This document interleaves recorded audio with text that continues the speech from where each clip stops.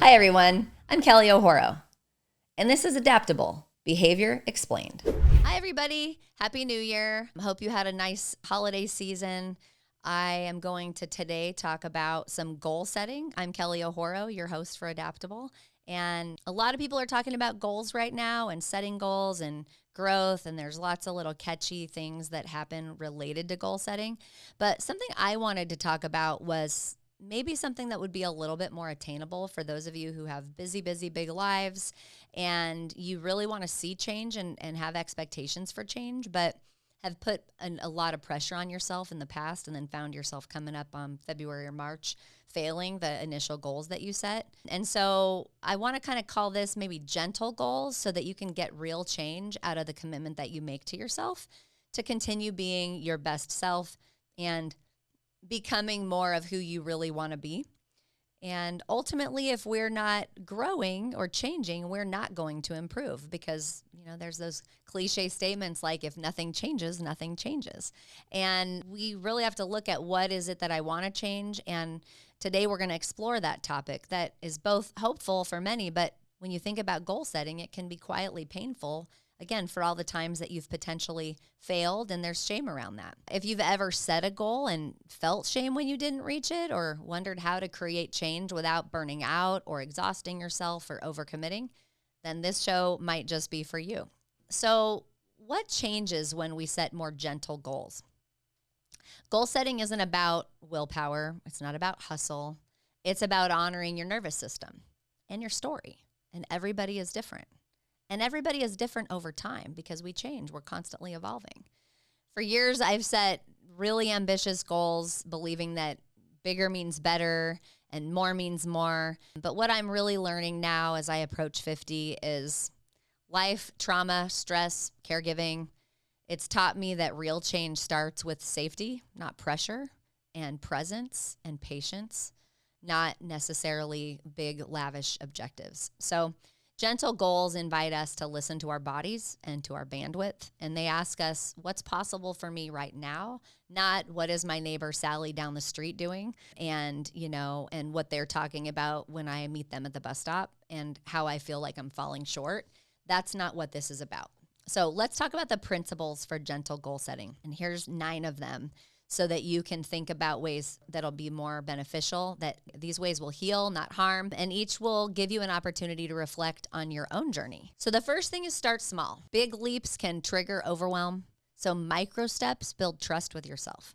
When I shrink a goal like writing every day to write 1 sentence or even 1 word, there's like relief, and then you end up with momentum. You're gonna align your goals with values because goals that don't match your values drain you. So when I think about things like goals that I've set in the past that are really more externally motivated, it doesn't sit right with me, but I do have, a value of connection. And so maybe I might make a goal to call a friend weekly, not just network more. And that way it's in line with what I want to do as far as who I am as a person.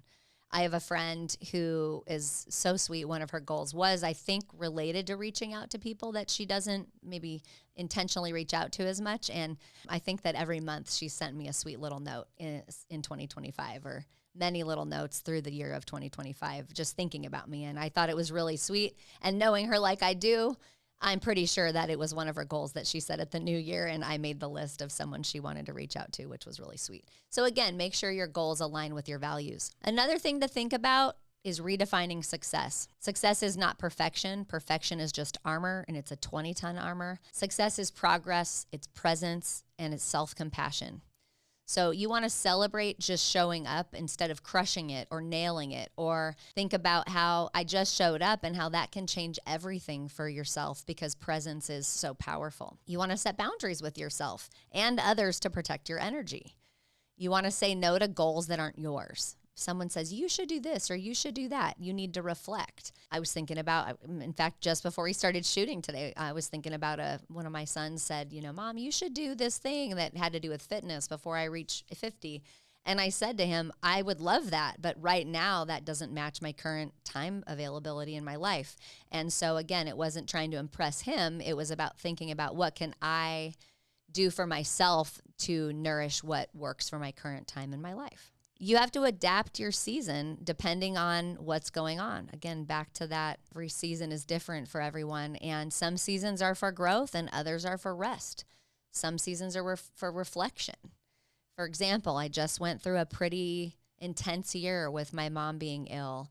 And I would call it a family crisis for onwards of 9 months. And, I had these big lofty goals, but now I think about what is it that I want to do that will just like be a little bit better. Atomic Habit has a really awesome concept called 1% better. And it's like, for me, just drinking more water or drinking my whole glass of water in the morning before I drink coffee, like will get me more water in. And that's enough right now after I think about the year that I've survived. And it may not sound like much to someone else, but for me, if I drink another glass of water every single day, that in my life is a lot and my body will appreciate it. So again, you just think about things that you can do that make sense for where you are. You want to invite support because change is relational. It's always easier to tackle things when you're doing it with somebody. Share your goals with someone that's safe. If you've got something you want to do, see if you've got someone that would like to do something similar and you can commit to doing that together. And that way you have a little bit of an accountability partner, but you also have, someone that you can be with in connection while you work on this goal. Practice self-compassion.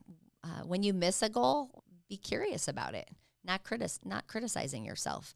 Instead of saying I failed, maybe you might want to say, what got in the way and how can I adjust or how might I need to pivot? And that might help you come up with a way that you can improve goal outcome for yourself. There are also a lot of tools that you can use, not rules, but tools. There's one called Smarter Goals. There's another one called Whoop, WOOP. And habit stacking is another tool that you can use, and you can use them with some flexibility and thinking about tiny ways that you can establish rituals that will help you. Let's say you are always running late in the morning, and one of the reasons is because you struggle to figure out what you're going to wear. Maybe one tiny ritual that you adjust with is just putting out your clothes for tomorrow the night before, and that way you kind of mitigate that delay in the morning, and that tiny little ritual will make a really big difference to the outcome of your timeliness in the morning. And then again, I said this, but you want to celebrate tiny wins because every micro step really is a victory. And if you do that micro step with habit, meaning over and over again, it really changes the way that you are. Something that's important to me is that I make my bed in the morning. And it's not that anyone sees my bed. It's not that even I see my bed until I'm ready to crawl back in it at night. It's that I start that moment in the morning with like an act of tidiness and completion and like culminating factor of the night and starting my day with a kickoff. And so I feel better about the whole day when I just make my bed. And so I am someone who prefers to make my bed in the morning. And when you do little moments with tiny wins, you start to feel more confident about your outcomes. And those are really cool ways to feel about yourself. So again, tiny wins are something to focus on. Now we're going to talk about the idea of ache from the overwhelm and burden of goal setting, and hope, which really happen when you think about the idea of change, especially if it lasts a long time. Maybe you're tired of setting goals that fizzle and you feel bad about yourself because of it, or maybe you're afraid to try again because you wonder if small things are even enough, or like I'm talking about today, gentle goals, are they enough? Well, here's what I have learned, that rigid goals can feel like judgment, not just from others, but self, whereas gentle goals feel like an invitation.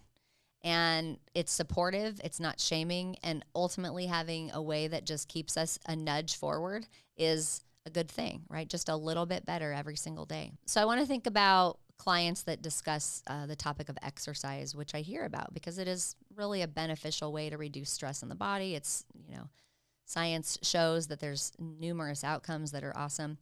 And so when you think about this coming up, this is a little bit of an amalgamation of stories, but I'm thinking about a client who wants to exercise daily, but then thinks about freezing at the thought and adding, the hour, 7 different days a week. And we start by talking about putting shoes on and walk to the mailbox, or plan to walk 2 minutes and back or 5 minutes and back.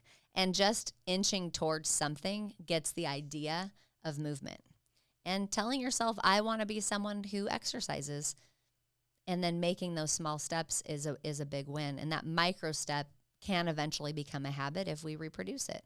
And eventually, maybe it turns into a daily walk, which is something that, many clients want to embody as far as their goals. So now we're going to talk about tools for gentle change.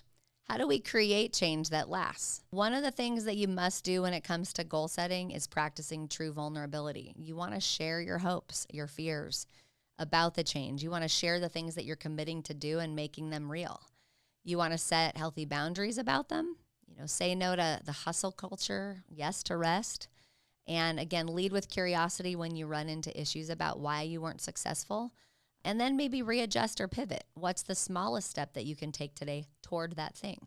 And keep the welcome mat out for yourself. Like, you belong even when you miss a step. I get hard on myself a little bit when it comes to like my house getting too messy, when I'm going in too many directions and I've thrown things everywhere and I have dishes building up in my sink or things like that. And an example might even be like today, I saw my sink and I was so frustrated and I didn't think I had time to empty the whole dishwasher and put dishes in, but I thought I could start. And then I ended up having enough time. So even though I didn't get to do my counters and put everything away, I was able to do the dishwasher and put dirty dishes in. And it felt like some accomplishment. And I looked at the kitchen and I intentionally said, that feels better.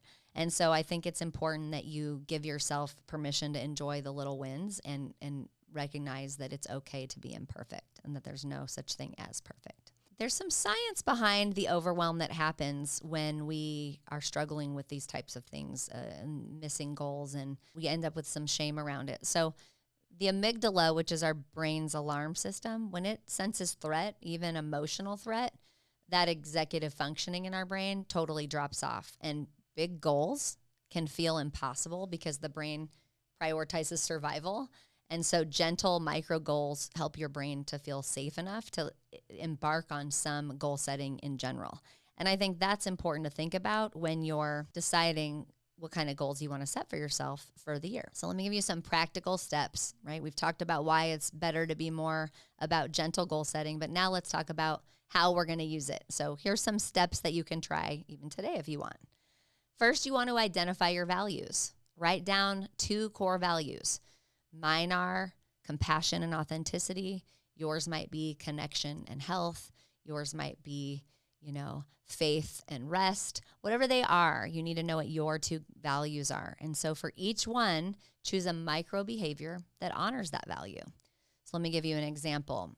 Connection might be a value, and a micro behavior might be text a friend during my lunch on Wednesdays. It's a micro goal. Set a smarter goal.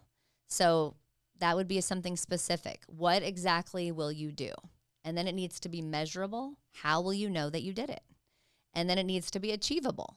Is it realistic for your current season? And is it relevant? Does it connect for you personally to your values? It needs to be time boxed. When will you do it? How will it be finished? And you need to check your emotion. This is where the smart ER part comes from SMART goals. You check that. Does this goal feel kind, not triggering, not overwhelming? And then the R part of smarter is regulation. It's supported. What resource will you use before you start if it's something that overwhelms you? Deep breath. Do you put music on? Do you need to go for a walk?